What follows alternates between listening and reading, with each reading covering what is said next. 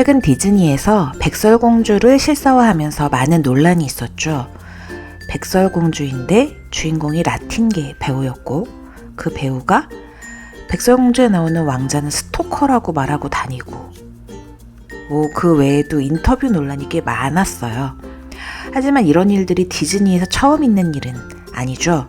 흑인 인어공주도 있었고 동화 이야기에서 성소수자가 등장하고 사실 디즈니뿐만 아니라 많은 영화나 드라마에서 이런 상황이 연출되고 있는데요.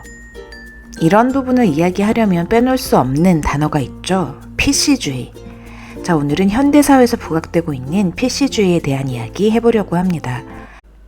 먼저 많이들 알고 계시겠지만 PC주의에 대해서 간략하게 설명해 드릴게요.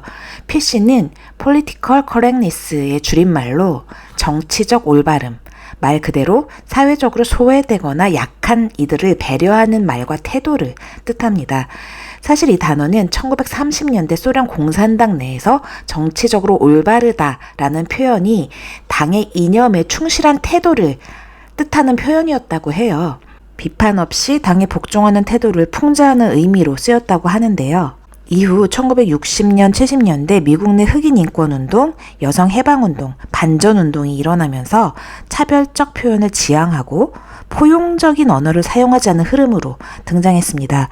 그리고 1990년대 이후 현대적 PC주의가 확산되면서 미국 대학들에서 인종과 성 정체성과 같은 이슈와 관련된 차별적 발언을 금지하고 혐오 표현 규제가 제도화되면서 교수나 학생들이 어떤 말 한마디로 징계나 논란의 대상이 되기도 하는 사례가 속출하기 시작했습니다.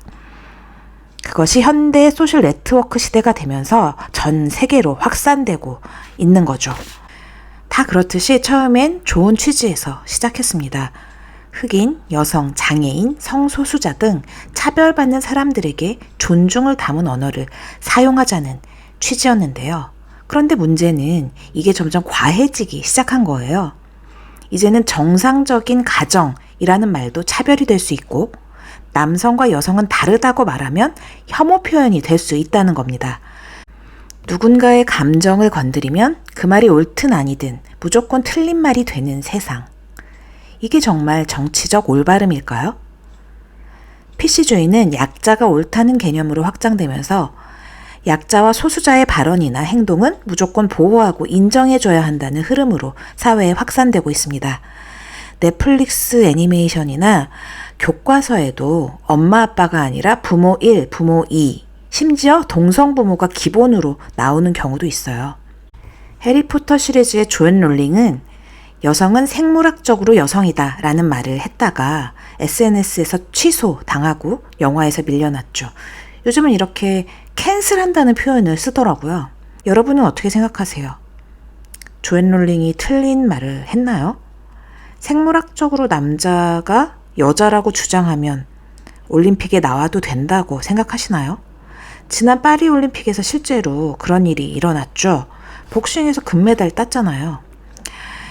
예전엔 관용과 포용으로 인정됐던 부분이 이제는 실제로 받아들여지다 보니까 세상이 점점 더 혼란스러워지고 있습니다. 기준이 개인이다 보니까 그로 인해서 조앤 롤링의 사례처럼 말 한마디 잘못하면 바로 캔슬 대상이 되는 시대가 돼버린 겁니다. 인간은 모두 상처가 있고 자기만의 왜곡된 생각을 갖고 있잖아요. 다양성과 포용이라는 이름으로 비판적 담론마저 억제되고 획일적 생각이 강요되는 세상이 도래하게 된 겁니다. 물론 우리는 약자와 소수를 보호해야 합니다. PC주의를 주장하는 사람들은 마치 기독교가 구시대적이고 억압적인 가치관을 갖고 있다고 왜곡하는데요. 기독교의 가치관은 모든 인간은 하나님의 형상대로 창조되었고 그것은 우리 모두 평등한 하나님의 피조물이라는 것을 뜻합니다. 그리고 사회적 약자를 돌보는 것은 성경적 가치입니다. 성경은 죄를 미워하되 죄인을 사랑하라고 가르치고 있잖아요.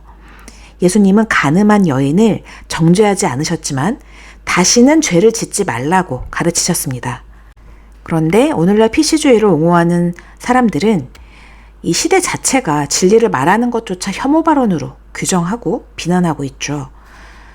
진리를 말하고 행하면 혐오가 될 수 있는 세상이 올 줄 예상하고 계셨나요? 문제는 디즈니 같은 엄청난 문화적 영향력을 가진 기업에서 무비판적인 수용을 선택했다는 것입니다. 디즈니는 전통적인 가치관을 갖고 있다는 인식이 무척 강했기 때문에 역으로 PC주의에 편승해서 앞서가는 이미지를 미래지향적인 이미지로 바꾸고 싶었던 건지도 모르겠어요. 하지만 글로벌 기업인 만큼 문화에 대한 책임감을 갖고 분별력 있는 수용과 변화를 선택했더라면 지금처럼 이미지가 추락하지는 않았을 거라고 생각합니다. 전통의 가치, 클래식, 그런 것이 왜 비난받아야 하나요? 이것에 대해서 팀 켈러는 왕의 십자가라는 책에서 예수님은 진리로 가득 차 있었지만 결코 독선적이지 않으셨다. 또한 사랑으로 가득 차 있었지만 결코 진리를 희생하지 않으셨다. 라고 쓰고 있습니다. 복음과 진리에 대한 내용이죠. 사랑도 말하고 진리도 말하는 능력이 우리 모두에게 필요하다는 것입니다. 진리를 외면한 사랑은 진짜 사랑이 아니라는 거죠. 오늘날 PC주의는 모든 것을 개인의 자유와 느낌으로 정의하려고 하지만 기독교에서는 하나님의 정의, 복음적 포용을 강조하고 있는 것입니다. 그렇다면 이렇게 왜곡되어 있는 극단으로 치닫고 있는 현대의 사상의 흐름 속에서 우리 크리스천들은 어떻게 해야 할까요? 먼저 우리는 하나님을 아는 지식을 가져야 합니다. 성경이 말하는 진리 위에 서야 한다는 거죠. 예수님이 진리를 위해 조롱당하셨지만 침묵하지 않으셨던 것처럼 말이죠. 그리고 그 진리로 사랑을 이야기해야 합니다. 진리로 사람을 정죄하지 말고 예수님처럼 죄인과 함께 밥을 먹고 나누지만 그들의 죄를 미화하지는 말라는 것입니다. 그리고 제대로 이야기해 줄 수 있어야 하죠. 대화를 하고 사랑하는 것이 하나님이 원하시는 이 시대를 잘 대처할 수 있는 성경적인 방법이라고 생각을 합니다. 네, 오늘 제가 아는 것 안에서 나름 PC주의에 대한 정리를 해봤는데 많이들 아는 내용이시겠지만 이런 부분에 대해서 같이 생각해보고 어떤 것이 성경적인 하나님의 방법일까 같이 생각해 보는 것도 좋을 것 같아서 이야기를 꺼내봤습니다.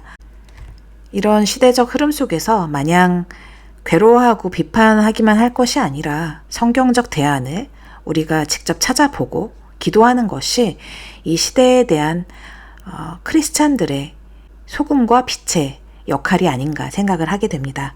우리가 이렇게 같이 함께 이야기하는 것들이 작은 씨앗이 되어서 다윗과 골리앗의 싸움에 다윗 같은 역할을 하게 될 수도 있지 않을까 생각해 봅니다. 마지막으로 팀 켈러의 센터 처치라는 책의 한 줄로 인사드릴게요.